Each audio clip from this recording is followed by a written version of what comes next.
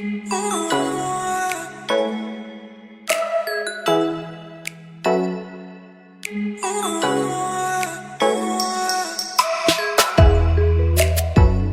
Assalamualaikum warahmatullahi wabarakatuh. Waalaikumsalam warahmatullahi wabarakatuh. Selamat pagi semuanya. Semoga semuanya kita selalu dalam keadaan sehat. Nah, pada hari ini kita akan mempelajari materi kita selanjutnya, yaitu mengenai jenis-jenis pekerjaan kantor. Nah, sebelumnya Ibu sudah mengirim video melalui WA. Apakah sudah dilihat videonya? Sudah, Bu. Sudah, Bu. Nah, karena sudah dilihat videonya, mungkin masih ada yang belum melihat videonya. Jadi, sebelum kita mulai, Ibu akan tayangkan kembali video yang Ibu kirim tadi.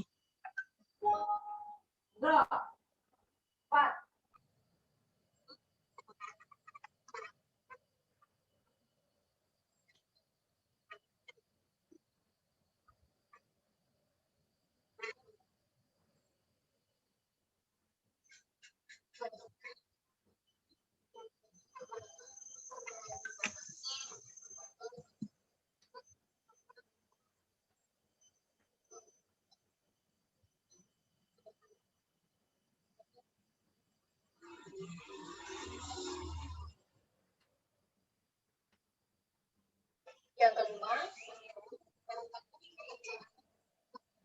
informasi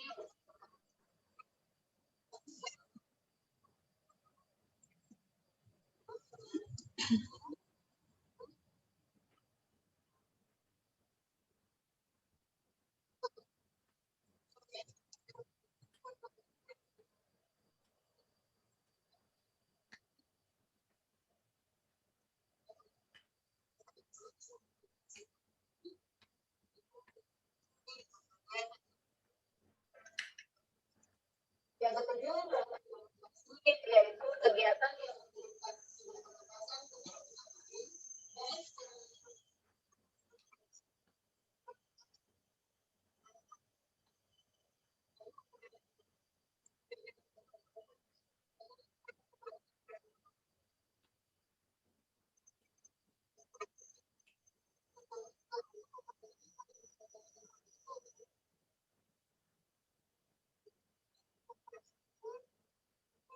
atau penjualan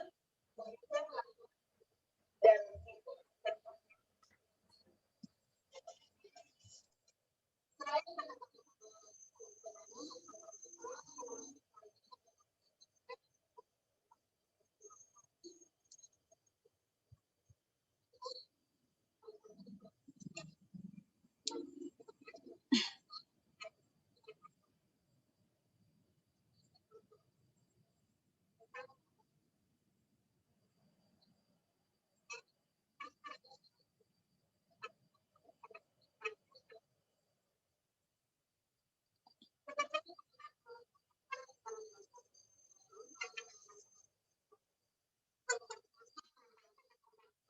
agar pekerjaan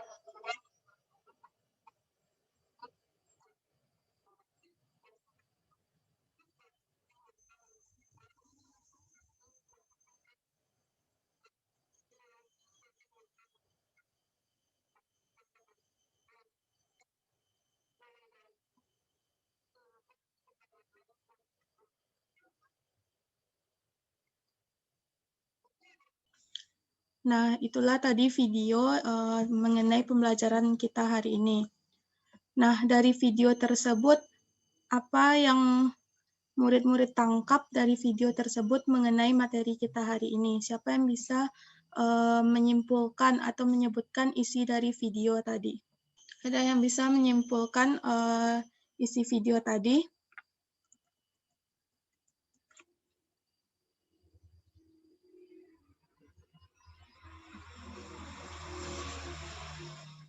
Baiklah, karena tidak ada, mungkin akan Ibu tunjuk kepada Laura. Mungkin Laura bisa menjelaskan apa yang Laura dapat dari melihat video tadi. baik, Bu. Berdasarkan video yang saya tonton tadi, saya dapat menangkap bahwa pekerjaan kantor itu meliputi mencatat atau mengetik, terus memeriksa, menyimpan, menggandakan, dan mengirim, dan sebagainya, Bu. Nah, ya betul sekali. Jadi pekerjaan kantor itu ada banyak, itu ada 8, dan ditambah dengan yang lain-lainnya itu jadinya 9. Mungkin kepada L, apa yang L tangkap dari melihat video tadi?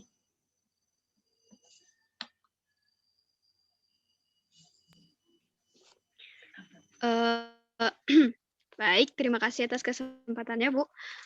Dari video tadi itu telah diuraikan berbagai macam pekerjaan kantor, mulai dari mengetik, menelpon, dan sebagainya. Dan dari video itu dapat dipahami bahwa pekerjaan kantor itu tidak hanya yang berhubungan dengan kertas, tapi juga berhubungan dengan komunikasi.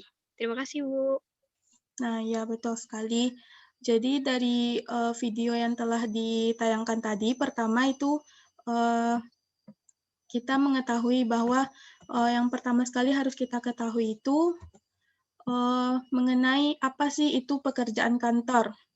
Nah, dari video tadi itu udah mungkin belum dijelaskan. Pekerjaan kantor itu berdasarkan ada pendapat dari 2 orang ahli. Pertama itu menurut George R. Terry mengatakan bahwa pekerjaan kantor itu meliputi penyampaian keterangan secara lisan dan pembuatan warkat-warkat tertulis serta laporan-laporan sebagai cara untuk meringkas banyak hal dengan cepat guna menyediakan suatu landasan fakta bagi tindakan pengawasan pimpinan. Nah, itulah pengertian dari pekerjaan kantor menurut G.R. Terry. Nah, di sisi lain menurut William dan Edwin Robinson mengatakan bahwa pekerjaan kantor digambarkan oleh daftar perhitungan, surat menyurat, surat perjanjian, surat pesan, laporan, dan segala macam nota yang tertulis dan warkat dari badan usaha pembuat warkat, pemakaian warkat, dan pemeliharaannya guna mencari keterangan di kemudian hari. Nah, dari kedua pendapat tadi bisa kita simpulkan bahwa pekerjaan kantor itu adalah pekerjaan di bidang tulis-menulis, catat-mencatat, dan yang berhubungan dengan pelayanan. Nah, jadi kegiatan perkantoran bukan hanya mengenai catat-mencatat atau tulis-menulis, namun juga tentang pelayanan.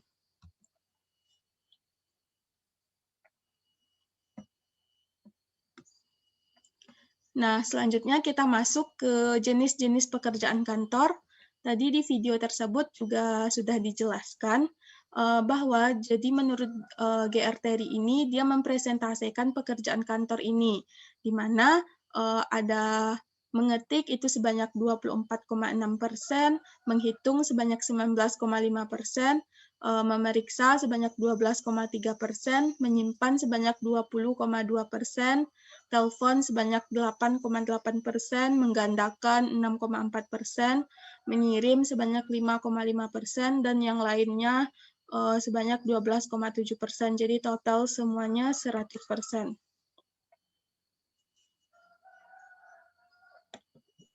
Nah, kita akan bahas satu-satu mengenai seluruh kegiatan yang terdapat dalam perkantoran. Jenis-jenis kegiatannya. Yang pertama itu ada menghimpun. Menghimpun sendiri merupakan kegiatan mencari dan mengusahakan ketersediaan segala informasi yang belum ada atau yang masih berserakan sehingga siap digunakan ketika diperlukan. Nah, itulah pengertian dari menghimpun. Nah, di sini siapa yang tahu bukti dari atau contoh dari kegiatan menghimpun? Vidi, coba sebutkan apa contoh dari kegiatan menghimpun.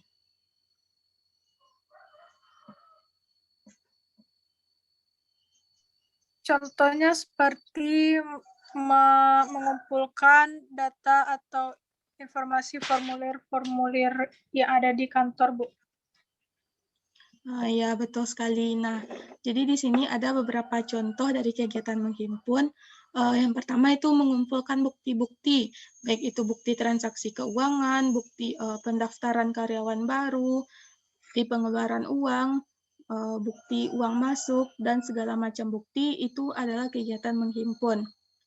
Ada juga mengumpulkan surat-surat yang baru masuk dengan rapi dan mengumpulkan hasil presensi karyawan atau hasil kehadiran karyawan. Nah, yang kedua itu ada mencatat. Kegiatan mencatat ini merupakan kegiatan dengan alat tulis mengenai data yang diperlukan, sehingga nantinya berbentuk tulisan-tulisan yang dapat kita baca, dikirim, disimpan, tapi tulisan tersebut memiliki arti. Nah, contoh dari kegiatan mencatat ini adalah mencatat segala macam transaksi berdasarkan bukti yang ada. Nah, yang kedua itu mencatat alur masuk surat, baik itu surat masuk ataupun surat keluar. Dan yang terakhir itu merekap hasil presensi karyawan.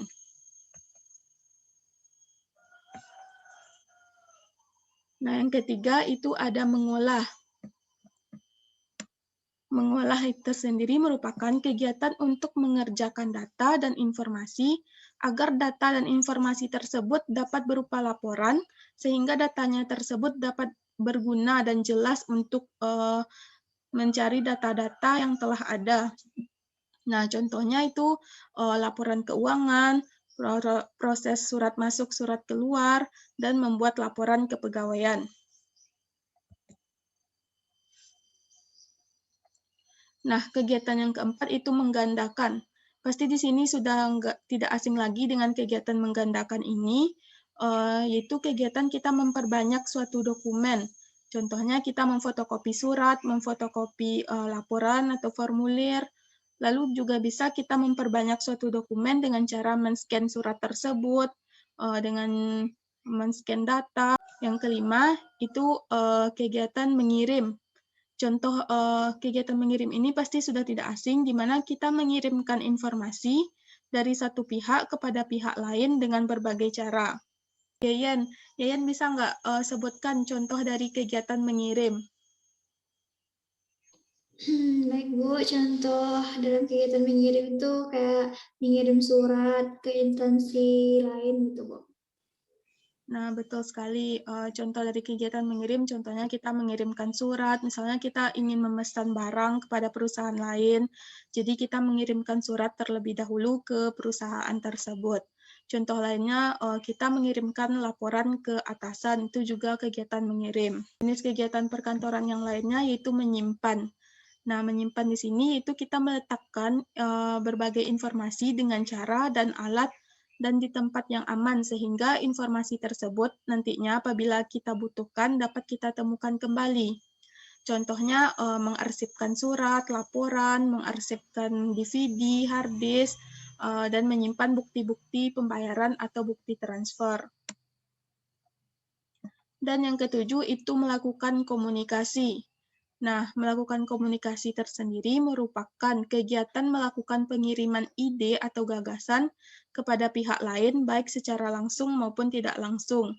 Nah, contoh dari komunikasi ini, kita berbicara secara langsung dengan rekan kerja, atau berpidato, memberikan sambutan, melakukan presentasi saat rapat, memberikan pendapat saat kita rapat, atau bertelepon. Itu merupakan kegiatan komunikasi.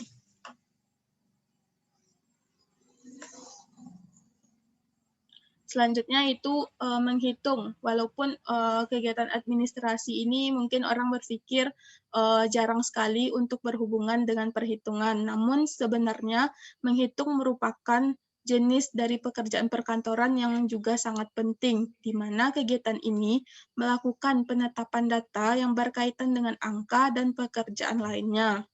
Contohnya kita menghitung pengeluaran dan pemasukan uang, menghitung jumlah penerimaan barang, pengiriman barang, dan membuat daftar inventaris kantor. Itu merupakan contoh dari kegiatan menghitung.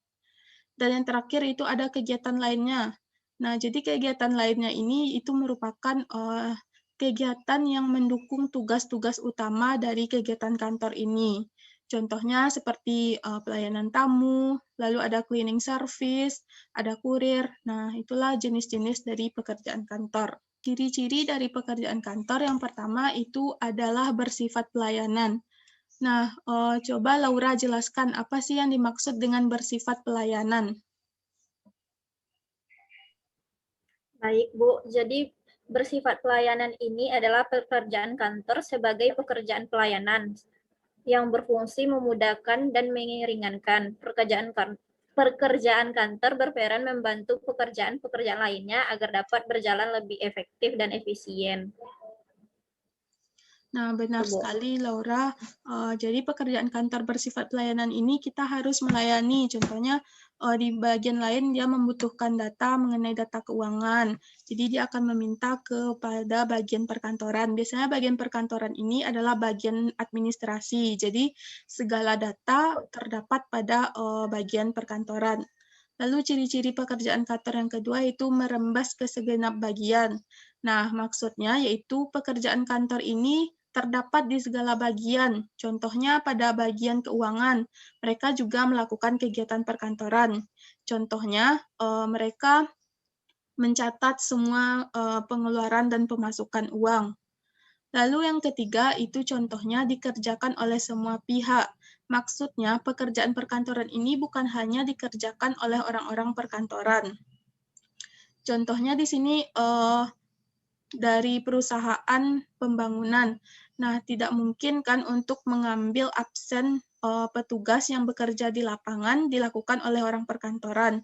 Jadi tugasnya akan diambil alih oleh mandornya. Jadi walaupun mandornya melakukan pekerjaan perkantoran, namun dia tetap tidak lupa dengan tugas utamanya yaitu sebagai mandor. Nah, itulah 3 ciri-ciri dari pekerjaan kantor. Di pekerjaan kantor ini tentu saja ada yang kita hasilkan atau produk atau jasa yang kita hasilkan. Contohnya itu seperti surat, laporan, formulir, lain hasil dari atau jasa dari kegiatan perkantoran. Baik, Bu, yang dihasilkan dari tugas perkantoran itu seperti timbulnya surat-surat, seperti surat masuk atau surat keluar yang telah dibuat oleh bidang dalam tugas sesuai dengan tugas dalam kantor tersebut. Nah, ya betul sekali. Contohnya itu surat. Jadi contoh lainnya itu bisa seperti notulen rapat atau laporan keuangan. Nah, itu merupakan contoh lain dari hasil produk atau jasa kegiatan perkantoran. Ada kuis, jadi bagi yang bisa menjawab kuis ini nantinya akan ditambahkan nilainya 10 poin. Jenis-jenis dan ciri-ciri pekerjaan kantor yang telah kita pelajari hari ini. Coba sebutkan apa saja syarat-syarat yang harus dimiliki oleh orang yang akan bekerja di bagian perkantoran. Siapa yang bisa untuk menjawabnya? Saya, Bu. Ya, kepada Laura disilahkan. Syarat-syaratnya yaitu harus memiliki pengetahuan umum yang luas, Bu. Ya, yang lain apakah masih ada yang lain? Winda, Bu. Ya, kepada Winda dipersilahkan. Syaratnya tuh kita harus memahami apa-apa saja yang diperlukan di dalam perkantoran, keahlian kita dan kejujuran kita. Sekian, Bu. Nah, benar kata Winda. Jadi syaratnya itu kita harus memiliki keahlian. Dan apa aja sih yang dibutuhkan untuk menjadi atau bekerja di kantor? Saya, Bu. Ya, kepada Laura disilahkan. Keahlian yang harus kita miliki dalam pekerjaan kantor seperti mengetik, Bu. Ya. Terus membuat surat dan korespondensi bahasa Indonesia dan bahasa Inggris. Nah, betul sekali. Jadi kita sebagai yang akan bekerja di perkantoran dan dari materi kita tadi juga sudah jelas bahwa untuk menjadi atau bekerja di kantor kita harus bisa mengetik karena seperti yang kita ketahui presentase paling tinggi dari pekerjaan kantor tadi adalah mengetik. Nah, jadi tentu saja kita harus bisa mengetik dengan cepat. Itulah syarat untuk menjadi bekerja di kantor. Nah, syarat yang kedua itu harus bisa melakukan arsip atau mengetahui cara-cara arsip. Lalu yang ketiga itu korespondensi. Itu bertujuan untuk agar kita memudahkan membuat surat dengan bahasa yang jelas dan tepat dan mudah dimengerti. Lalu keahlian selanjutnya itu keahlian dalam berkomunikasi. Karena walaupun kegiatan perkantoran lebih banyak berhubungan dengan tulis-menulis, namun komunikasi juga sangat diperlukan di perkantoran. Lalu yang lainnya itu karena berhubungan dengan tulis-menulis, jadi kita juga harus bisa menulis dengan cepat. Contohnya saat menulis notulen rapat. Jadi di sini dibutuhkan keahlian stenografi. Lalu diperlukan juga keahlian berpengetahuan bahasa karena sangat diperlukan komunikasi baik itu dari pihak internal maupun pihak eksternal maupun lingkupnya nasional maupun internasional. Dan seperti yang Winda bilang tadi, kita juga harus ramah, lalu jujur, dan mampu melayani tamu karena bersifat pelayanan. Nah, jadi itulah materi kita hari ini mengenai jenis-jenis pekerjaan kantor. Nah, apakah ada yang ingin bertanya mengenai materi kita hari ini? Atau sudah mengerti mengenai materi kita hari ini? Sudah mengerti, Bu. Sudah mengerti, Bu. Baiklah, karena sudah mengerti, Ibu akan mengirimkan tugas untuk materi kita hari ini di grup WA. Nah, silahkan dikerjakan tugasnya, waktunya itu 5 hari. Nanti setelah selesai, silahkan dikirim ke WA Ibu. Akan dipelajari kembali materi kita hari ini. Sekian pembelajaran kita hari ini. Ibu akhiri dengan Assalamualaikum warahmatullahi wabarakatuh. Waalaikumsalam warahmatullahi wabarakatuh.